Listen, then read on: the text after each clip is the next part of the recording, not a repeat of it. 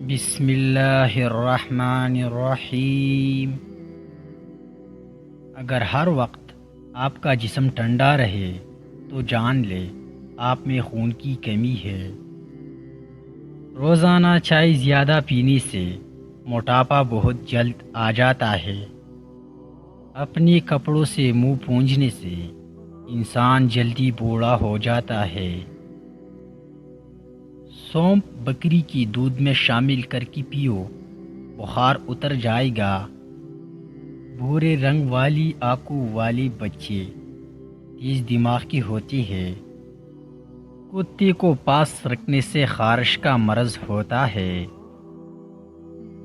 کبوتروں کو دیکھنے سے نظر تیز ہوتی ہے۔ بلی کو دیکھنے سے عقل تیز ہوتی ہے۔ اپنے گھروں میں حرام جانوروں کو پالنے سے گریز کرو، یہ رزق کی تنگی کا سبب بنتی ہے۔ اگر اپنے جسم کو خوبصورت بنانا ہے تو چقندر کو ابال کر کھا لے۔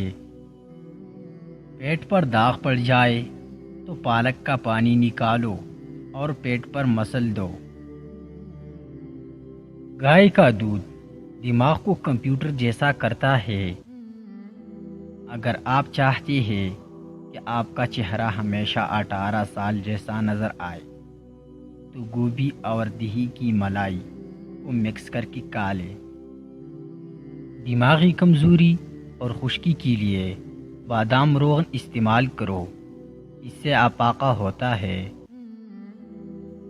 کھانسی، نزلہ، زکام ہو یا گلا خراب ہو، تھوڑی سی مقدار میں السی کی بیج 1 گلاس پانی ڈال کر بھگو دیں، تب تک ابالے جب تک بگاڑا نہ ہو جائے۔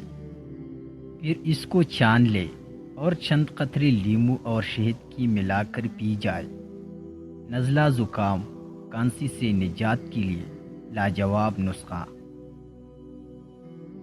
جو رات کو جلدی سوتے اور صبح طلوع آفتاب سے پہلے اٹھتے ہیں وہ ہمیشہ کامیاب ہوتی ہے۔ کھانے کے بعد 10 منٹ ضرور پیدل چل لو، آپ کی صحت اچھی رہے گی۔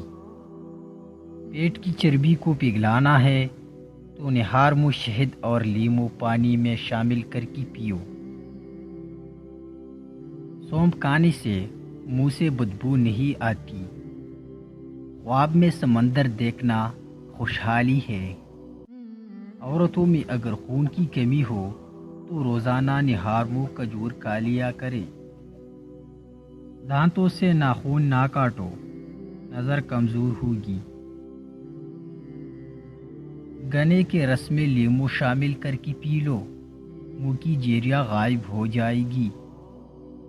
اگر آپ کا پیٹ بڑھنے لگے تو روزانہ نہار منہ 5 منٹ ایک پاؤں پر کھڑے ہوں، اس سے موٹاپا کم ہو جاتا ہے۔ رات کے وقت ابلے آلو مت کھائے، اس سے بواسیر ہو جائے گی۔